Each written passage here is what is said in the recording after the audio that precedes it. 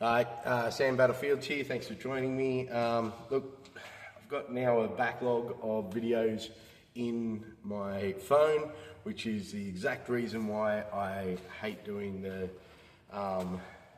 not doing it regularly, being able to upload regularly with my new job, etc. So don't worry about that. What I've decided to do was actually just take notes throughout the week of what I've been reading, what I've been looking at, what I've been doing, and then just kind of give a summary at the end of the week of kind of the thoughts that I've been having, rather than have these rambling things like I'm doing right now. One of the things that happened at the start of the week was we had a new guy. He called me up the week before, said, hey, keen to come in. He had a little bit of a language barrier, reckoned he'd done a little bit of jiu-jitsu before. And so I was like, yeah, really keen to have you in, 6 a.m. sessions, blah, blah, blah. And anyway, he rocked up late by about, 10 minutes. So, we're already finishing the striking warm-up. Hadn't had a chance to talk to him about, the differences in our approach, especially with, I thought about it later, especially with the concept of, if you've done some jiu-jitsu before, or if you've done something like this before, you've got an idea of what you think, whether it be, and just in general, people would have an idea of what they think a class should be, whether it's through pop culture, whether it's through observing a class in the past, whether it's through, any number of things, being in a class, right? So coming in after warm-ups, which we do a different type of warm-up, as you know. It's like striking focus, so that we, can move and get the blood pumping. So if you come in after that, and I don't really have the opportunity to explain, and I know some people out there don't, some of the guys in the CLA game don't, they just sort of, you either take it or leave it, and that's their approach. I find that it's really good to, for me and for the class that I've been teaching, and the guys that I've got here. I think this will be the first one that I haven't kind of signed up. Is that I let them know the approach, let them know, where it comes from, not in depth, but I'm like, I explain. It's basically the cutting edge of current sort of skill acquisition stuff, and that's why we employ it, right? And so I didn't get all that opportunity to talk to him about that, which kind of sucked. And he sort of jumped in, and you could see he was doing all running around the edge of the class, sideways running, all that stuff that I've made fun of in the past, as what a traditional school makes you do. So I could just see, and I was like, just get him involved with the games. But because I was just getting him involved with the games, I didn't conceptualize why we were doing the game. So he probably just was like, this is like, I don't know what he was like, but he hasn't come back. So there's that.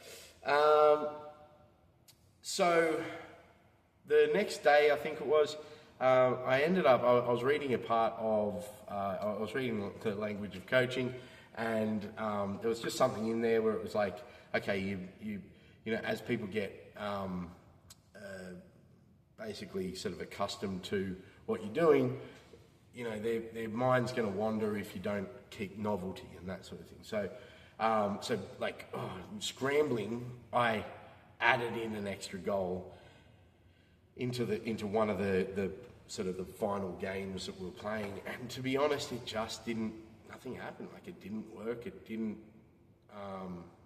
It just, nobody got that goal. They were still focused on the other goals, and that extra goal was kind of superfluous anyway. It's like, if it emerged, it would have emerged anyway. So it was just something that I probably would, I've got to be less reactive to what I'm reading on at the time, I suppose. And that was just one instance. I'm sure that there's been others that have worked, where I've gone, oh yeah, I should implement that, and then I've implemented it, it's worked, and then I've gone, hey, that's what I'll do from then on. So, yeah, but I think one of the main things that I got from that is like, if I've got a plan, stick to it, and that actually really worked out throughout the week, because I was able to identify, I was able to identify throughout the week. So we started kind of like very, very specific stuff, like skills basically, and then expanded out. And when we expanded out, that skill that would have set up the rest of the, a skill to get a condition that would set up better conditions for the future in the conditional advantage, I suppose. The conditional advantage hierarchy better than the positional dominance hierarchy. Hey, that's pretty good. Conditional advantage. Boom! Anyway, so, assumption, yes. So, I've admonished myself somewhere, I can't remember why, but assumption is making an ass out of me and umption. I need clearer task descriptions. There was also a case, more succinct in insight chats. I was getting too excited, and I was trying. I tend to be like, yeah, and you can do this and you can do that, and then find myself like, it's the end of the lesson. Someone's asked a question. I've gone, well, you've got to put more pressure through. No, you've got to control them, basically. So you've got to control their hips. And then I'd go, and then you can do this, this, and this. And it's kind of like, what's the word? What have we said on the forums? It's like, anyway, I'm just showing what I know, which is fun and all that kind of thing. But yeah. All right, yeah. So here's a good one.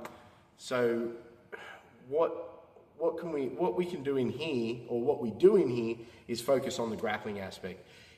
The personal constraints. So we got to figure out what your personal constraints are as a student, as an athlete. Once we figure out what those personal constraints are, we can then do a prescription down outside of here. So, for example, ages ago, I identified that my hips were not strong or mobile, right? Years ago. I'm not saying they're strong or mobile, right, just yet, but I can now get into a deep squat, whereas at one stage I was barely getting past at like a, thighs at a right angle, yeah? Right angle? Horizontal. So I was barely getting past there. Now I can basically sit in a squat. It's precarious, but some of that's also because I've got a lot of weight in my front section, if you hadn't noticed. But yeah, so, but there's my point, right? My point is personal constraints we can work on outside of class, and in class we work on the grappling stuff, like the actual skill acquisition. Yeah. So if we identify, like I've identified that I can't, that going for single and double legs is something that I wasn't doing. I could see there was opportunities for it, but my personal constraints, my knees, my weight, all that kind of thing have been holding me back. So in that case, I will work on that, right? And I am working on that, and I've actually, just as a quick heads up, I've lost several kilos in the last few weeks. So anyway, really good one, fun. If they're laughing, they're listening. That's a really cool quote.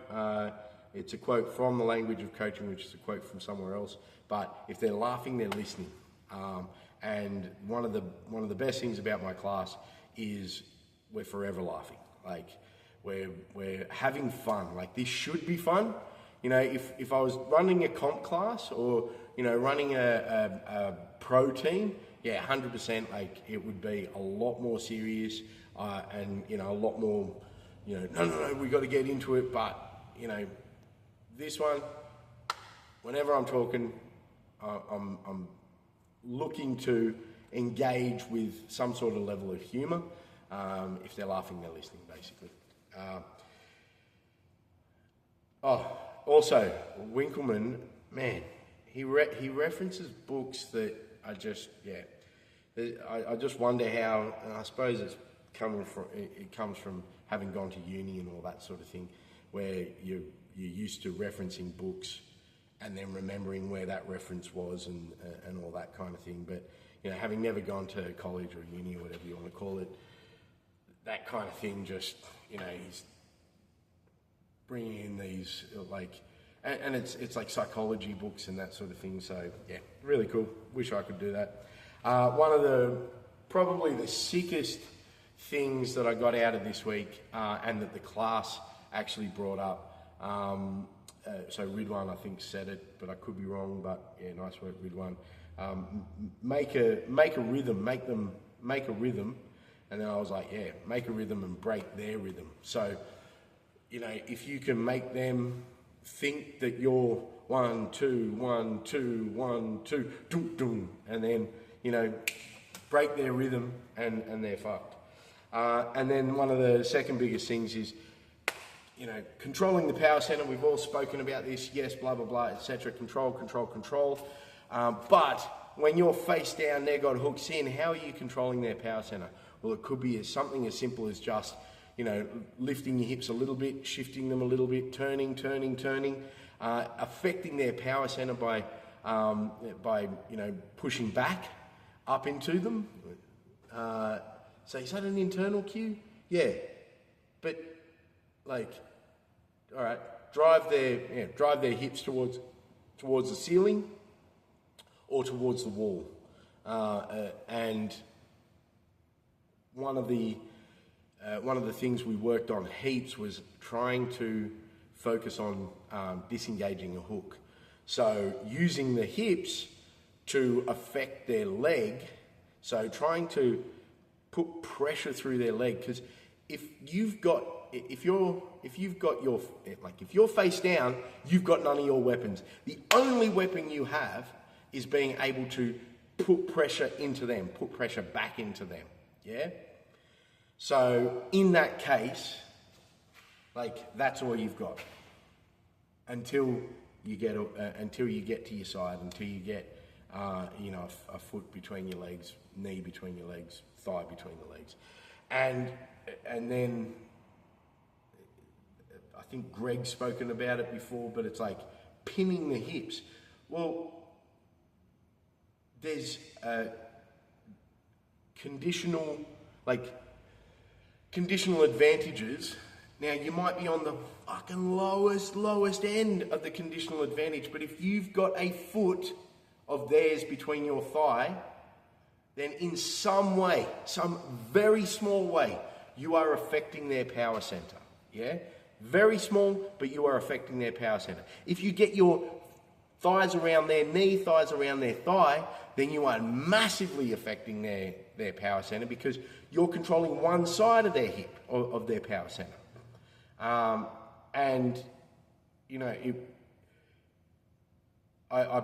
brought everything back to something early on. So today, rather than expanding out, I actually brought everything back to the original game, which was when they're face down, arm around. The goal for the person on top, they've got their hooks in, face down. So probably one of the worst positions you can be in martial arts and jiu-jitsu and everything. And the goal was to disengage a hook. So get your thigh on the ground between both of their feet, right? And the person on top, their goal was to get the forearm and the bicep on both of their carotids, yeah? So, firstly, it showed it was very difficult to mount an offense when someone is moving underneath you. Very difficult, yeah? So if you just give up and go, I'm fucking Macaulay Culkining it, don't choke me, then you're fucked, because eventually someone's going to get through, right? But if you're constantly affecting their power center, they've got to commit to something. You can then take advantage of that commitment, right? And But what was happening was throughout the week is people weren't disengaging the hooks anymore, and they were just rolling over and basically rolling onto their side, but the person still got their back, and it's not beneficial, right? It's still moving up the conditional hierarchy slightly, but only slightly. The person's still dominating them. Whereas by disengaging a hook, you're more likely to be able to capture the foot rather than have them go straight into mount. Anyway, I'm going to leave it there because this is already a rambling video, but that's been my week. Appreciate you coming along for the journey. Much love. Peace.